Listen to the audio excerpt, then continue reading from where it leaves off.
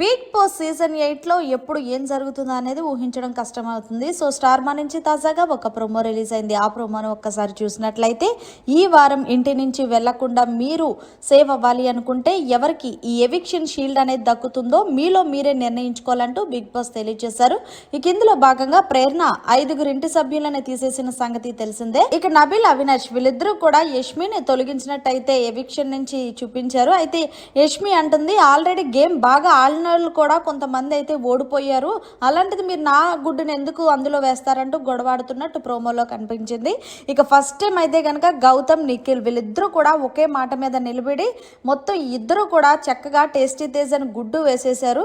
అయితే నిఖిల్ అంటున్నాడు, ఇక్కడ గమనించాల్సింది ఏంటంటే ఒకవేళ నాకు ఎవిక్షన్ షీల్డ్ వచ్చినా సరే నాకు నేను వాడుకోను, ఎవరికైనా వాడతాను తప్ప అంటూ మరొకసారి తన మానవత్వాన్ని అయితే చాటుకున్నాడని చెప్పాలి. దీంతో టేస్టీ తేజ్ అరే మీరు అందరూ నాకు చాలా అన్యాయం చేశారా అంటూ అరుస్తున్నాడు. ఇక లాస్ట్ గా రోహిణి అయితే గనక గుడ్డు పోయిందంటూ ఎటకారంగా మాట్లాడుతుంది. ఇప్పటికీ మీ అందరికీ తెలుసు ఎవిక్షన్ షీల్డ్ ఎవరికి వచ్చింది అంటే నబీల్ కని చెప్పాలి. మరి మొత్తంగా దీనిపై మీరేమంటారనేది కమెంట్ సెక్షన్ లో తెలియజేయండి. నబీల్ కి కాకుండా ఇంకెవరికి ఎవిక్షన్ షీల్డ్ వస్తే బాగుంటుంది అనేది కూడా. మరిన్ని లేటెస్ట్ అప్డేట్స్ కోసం చూస్తూనే ఉండండి మన ఛానల్.